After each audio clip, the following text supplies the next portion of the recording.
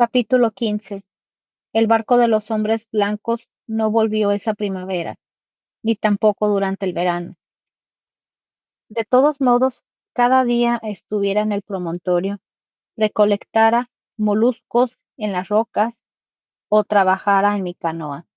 Lo esperaba, y también vigilaba la posible llegada del barco de los aloitianos. No estaba segura de lo que haría si estos se presentaban de nuevo en la isla. Podía ocultarme en la cueva que había preparado con agua y comida, porque el matorral era espeso en aquella zona y extremo inferior del barranco al que se abría la caverna solamente podía alcanzarse desde el mar. Los aloitianos no habían utilizado esa fuente durante sus anteriores viajes y por tanto no lo conocían. Debido a la existencia de otro manantial muy cerca del sitio donde solían acampar, pero de todas formas podían dar con la cueva por casualidad, en cuyo caso debería prepararme para huir si fuera necesario. Por eso reparé la canoa que había dejado junto al mar. Anteriormente había ido a inspeccionar el escondite donde mi tribu había abandonado sus embarcaciones antes de irse con los blancos. Las canoas estaban demasiado secas y sus tablas se habían rajado, aparte de resultar demasiado pesadas para la fuerza de una sola chica, incluso de una muchacha tan fuerte como yo lo era entonces. El ir y venir de las mareas casi había enterrado la canoa, y tuve que excavar durante jornadas enteras para poderla extraer de la arena. Como el tiempo era caluroso, dejé de hacer el viaje de ida y vuelta hasta mi cabaña del promontorio, y me limité a guisar mis comidas en el mismo banco de arena y a dormir tumbada en el interior de la canoa, con lo cual conseguí ganar bastante tiempo.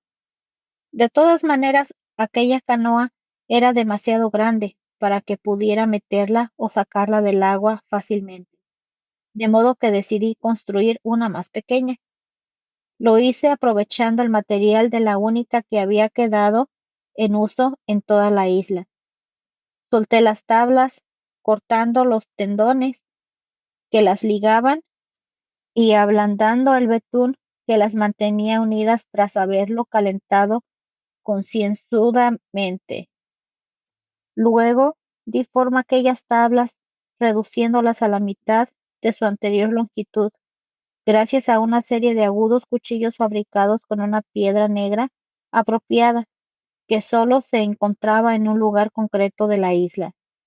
Cuando tuve que armar la canoa, de nuevo me serví del procedimiento tradicional de mi tribu, que ya he descrito, betún y cuerdas vegetales. Al terminar mi obra, la canoa no tenía tan bellas formas como la anterior, pero sí que podía levantarla yo sola por un extremo y arrastrarla así hasta el mar. Durante todo el tiempo que estuve trabajando en la nueva canoa, y ello me ocupó todo el verano, Rontu no se separó de mi lado. Se pasaba la jornada durmiendo en la sombra que marcaba la canoa sobre la arena, o corriendo de aquí para allá por la playa, ladrando mientras perseguía a los pelícanos que viven por esa zona en grandes colinas.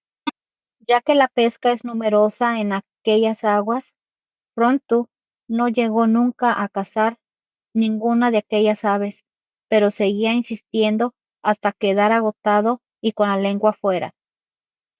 Había aprendido rápidamente cuál era su nombre y muchas palabras que le interesaban de modo especial. Por ejemplo, Salwit, que es como los de mi tribu llamábamos al pelícano, o Naib, que quiere decir pez en nuestro lenguaje. Hablaba frecuentemente con él usando esas palabras y muchas otras que no entendía. Hablaba con él como si estuviera charlando con un miembro de mi familia o de mi tribu. Rontu, le decía, cuando me había robado un pez que preparaba yo con sumo cuidado para cenar, dime por qué siendo un perro tan bonito, eres a la vez semejante ladrón. Echaba su cabeza primero hacia un lado y después al otro, aunque solo sabía el significado de 2 de esas palabras, y se me quedaba mirando fijamente. En otra ocasión le decía, hoy es un día hermosísimo, nunca he visto el océano tan en calma, y el cielo está bellísimo, con su color azul. ¿Cuánto tiempo crees tú que va a durar? Rontu seguía entonces mirándome de una manera peculiar, como si entendiera mis frases, aun cuando por supuesto no se enteraba del significado de las mismas. Gracias a ese sistema de dirigirme al perro, conseguía aliviar la insufrible sensación de soledad que sentía. De no ser por Rontu, ignoro lo que habría hecho. Cuando la canoa estuvo terminada, el betún secó y lista para botarla, decidí probar sus condiciones marineras y ver si hacía aguas por alguna brecha. Me dispuse, pues, a emprender un largo viaje alrededor de la isla. La expedición me ocupó una jornada entera, de la mañana a la noche. Hay muchas cuevas en la isla con acceso directo desde el mar. Algunas son amplias y penetran profundamente en los acantilados. Una de esas cavernas estaba próxima al promontorio que había dispuesto mi alojamiento. La entrada era estrecha, no mucho más amplia que el paso justo para la canoa y su tripulante, pero una vez dentro se ampliaba bastante y resultaba más grande que toda el área de mi cabaña al aire libre. Las paredes eran negras, muy suaves al tacto, y subían hasta encontrarse por encima de mi cabeza. El agua del interior tenía asimismo un tono sumamente oscuro, excepto en el momento en el que la iluminaba directamente con rayos del sol. Entonces adquiría tonalidades doradas y podía verse a los peces que nadaban felices. Eran diferentes a los de los arrecifes, con ojos más grandes y agallas que parecían algas unidas a su cuerpo. Aquella cavidad daba acceso a otra que resultaba ya más pequeña y oscura, hasta el extremo de no poderse ver apenas en su interior. El silencio era total allí. No se oía el golpear rítmico del oleaje contra la orilla, sino solo es tenue susurro conforme el agua lamina masamente las paredes. Pensé en el dios Tumauyowit, aquel que se enfadó con Mucat y desapareció a los abismos, descendiendo a otro mundo, y me pregunté si no residiría en algún lugar parecido a este. Allá lejos se veía un poco de luz, un puntito no mayor que mi mano, y en vez de volverme atrás, lo que era mi deseo en ese momento, impulsé la canoa en busca de la luz, dando vueltas y más vueltas hasta que finalmente pude llegar a una gran cavidad como la de la entrada.